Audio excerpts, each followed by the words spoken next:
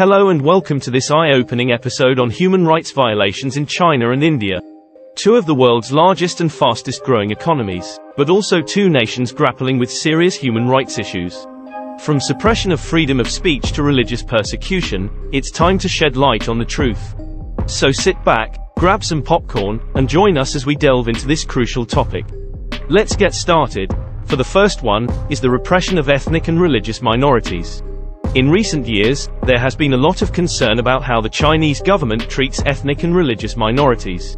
The Chinese government has been accused of repressing the Uyghur Muslim minority in Xinjiang through mass detentions, forced labor, and other means. A day after Biden's administration formally declared Myanmar's years-long repression of the Rohingya Muslim population a genocide and crimes against humanity, it has now announced new visa restrictions against Chinese officials for their actions to repress ethnic and religious minorities.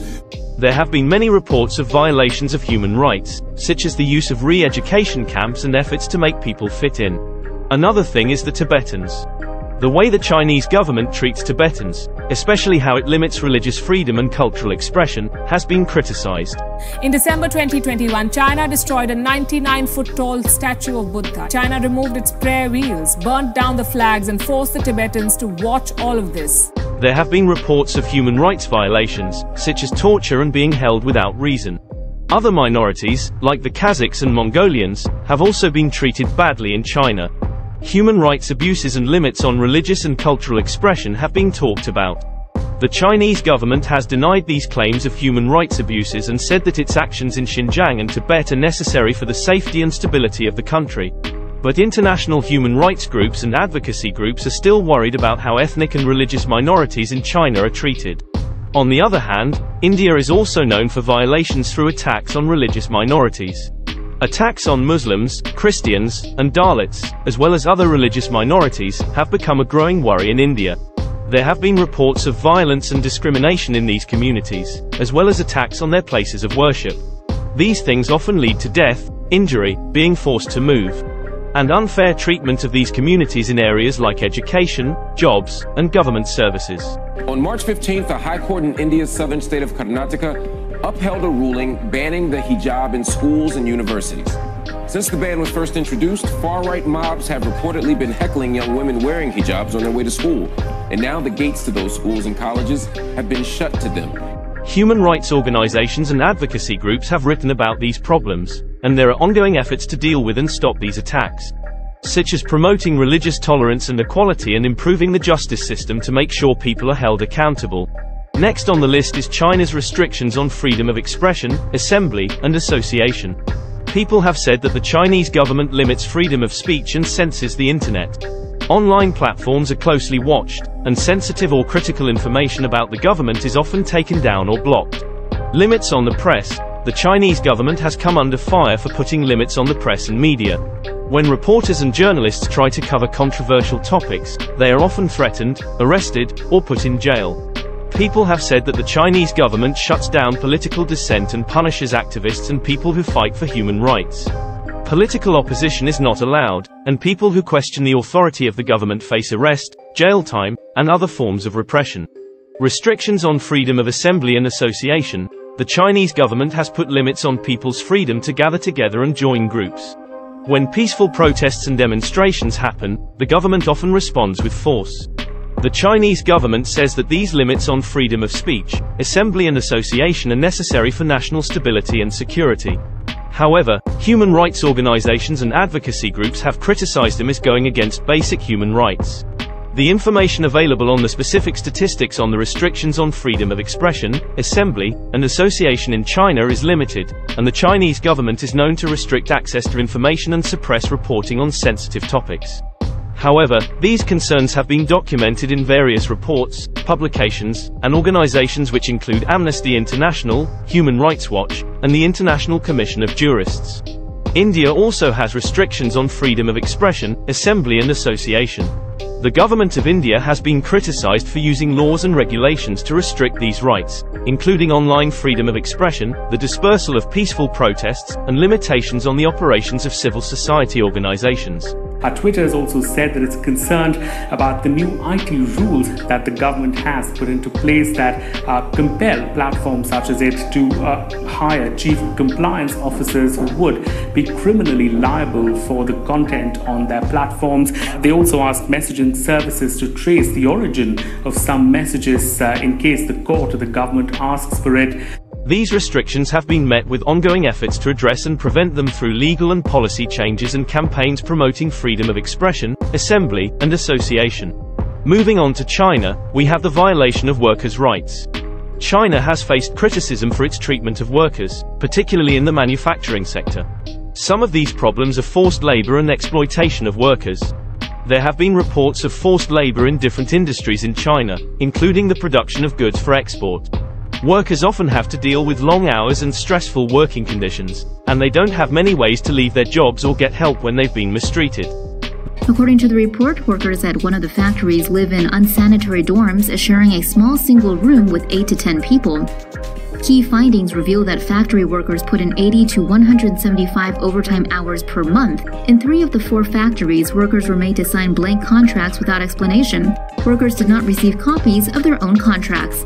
There are also a lot of exploitation of workers in China, such as wage theft and other kinds of wage abuse. This can happen a lot to migrant workers, who may not have protection from the law or access to their labor rights. Many people in China have dangerous and unhealthy jobs, and they don't have much access to safety and health protections. This is especially true in jobs like mining and building, where workers are often exposed to dangerous chemicals and materials. Even though the Chinese government has recently tried to improve workers' rights and protections, many Chinese workers still don't have access to basic rights and protections. This can include the right to join a union and bargain as a group, as well as the ability to get fair wages, benefits, and working conditions. India, on the other hand, have this so-called caste-based discrimination. Caste-based discrimination, also known as untouchability, is a widespread problem in India despite the abolition of the caste system and legal protections against it.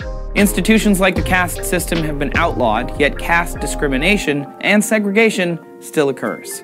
The most recent economic data indicated in urban areas a wealth gap of 60% exists between people traditionally from the highest and lowest caste. Dalits and other marginalized communities face economic discrimination, social exclusion, and violence, including lower levels of education and employment, higher levels of poverty, denial of access to basic services, and physical and sexual violence. Members of marginalized communities are often most at risk. This includes women from the Dalit community, who are deemed the lowest in India's caste system. This woman lost her niece 4 days before this interview to an alleged brutal gang rape and murder that shook this village and touched a raw nerve in India. Efforts are ongoing to address and prevent this type of discrimination, including promoting equality and non-discrimination and providing support to victims and survivors of caste-based violence. One more human right violation that China commits is the repression of activists and people who fight for human rights. The Chinese government has been accused of putting an end to activism and punishing people who fight for human rights. It is important to note that the Chinese government has denied many of these accusations and taken steps to address some human rights concerns. However, more needs to be done to make sure that all citizens' basic rights are respected and protected. Speaking of respected and protected, it is opposite to what Indians feel about forced evictions and displacement happening in their country. Forced evictions and displacement are big problems in India, and they have hurt the human rights of the people who have been affected. People are often taken from their homes or land without their permission and with the use of force. This is called a forced eviction. This can cause people to lose their homes, lands, jobs, and social networks. It can also force people to move and leave their homes. In India, people have been kicked out of their homes and moved because of things like large-scale development projects, such as infrastructure and industrial projects, have led to many forced evictions in India. These projects need to buy land, which is why many people have been kicked out of their homes. Slum clearance and urban renewal. Some people have been forced to leave their homes as part of slum clearance and urban renewal programs, which are meant to improve living conditions and redevelop urban areas. Protection of the environment. Forced evictions have also been used to protect the environment, such as when people living in forested areas were moved out. These evictions and moves have led to major violations of human rights, such as the right to housing, the right to a living, and the right not to be treated unfairly. They have also had big effects on society and the economy, like poverty, homelessness, and the loss of social networks and support. In India, efforts to deal with and stop forced evictions and displacement include making changes to laws and policies, advocating and raising awareness, and helping communities that have been affected. Last point for China, and probably the worst one, is lack of judicial independence. It is widely recognized that the Chinese government exercises a high degree of control over its judiciary, which results in a lack of independence in the court system. This lack of independence means that the judiciary is not impartial and does not operate independently from the government, and that people who are detained may not receive a fair trial or be protected from human rights abuses such as torture. This is a serious concern for human rights advocates and raises questions about the rule of law in China. People have said that the Chinese government's courts detain and torture people at will. On India, perhaps the worst human rights violation is the violence against women and girls. Even though new laws and policies have been put in place recently to help solve this problem, women and girls in India still face a lot of violence. According to the National Family Health Survey, NFHS4, conducted in India in 2015-16, about 33% of ever-married women aged 15 to 49 years have experienced physical, sexual, or emotional violence by their husband. The survey also found that among ever-married women who have experienced violence, more than half, 54%, reported that the violence occurred in the past 12 months. Physical, sexual, and mental abuse are all forms of domestic violence that are common in India. The National Family Health Survey found that almost 1 in 3 women in India have been physically hurt by their partners. India also has a big problem with sexual violence, such as rape and sexual assault. In the past few years, there have been high-profile cases of sexual violence, like the gang rape and murder of a young woman in Delhi in 2012. This led to widespread protests and changes to the country's laws on sexual violence. Aside from that, this country is also a place where people come from, go to, and pass through. This includes people being sold for sexual exploitation or forced to work. Trafficking is especially dangerous for women and girls, and there have been reports of trafficking networks in the country. Even though the number of female infanticides and feticides has gone down in recent years, killing female fetuses and newborn girls is still a big problem in India. This is often because of a cultural preference for boys and the fact that raising girls is more expensive. Human rights groups and advocacy groups have looked into these problems and found them to be true. This has led to ongoing efforts to deal with and stop violence against women and girls in India. This includes campaigns to make people more aware, improve access to justice and support services, and promote equality between men and women. Both India and China are developing economies but have poor human rights records.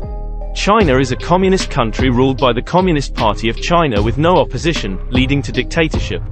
In contrast, India is a democratic country with a multi-party system and a strong opposition, providing better freedom of speech and expression. The protection of human rights in India is ensured by an independent judiciary. However, the Indian government sometimes fails to uphold the constitution and imposes charges of sedition on those who criticize it. The commitment to assimilating minorities in China into Chinese culture can lead to religious persecution and instability. Which country has committed more human rights violations? This is subjective and can be difficult to quantify. It is important to note that both countries have taken steps to address human rights concerns, but more work needs to be done to ensure that the fundamental rights of all citizens are respected and protected. Thanks for tuning in to this important topic of China and India's human rights violation. It's a complex issue that requires our attention and action. Remember, every voice matters in the fight for justice and equality. Don't forget to hit the like and subscribe button for more informative content like this. Until next time, stay woke and keep spreading awareness.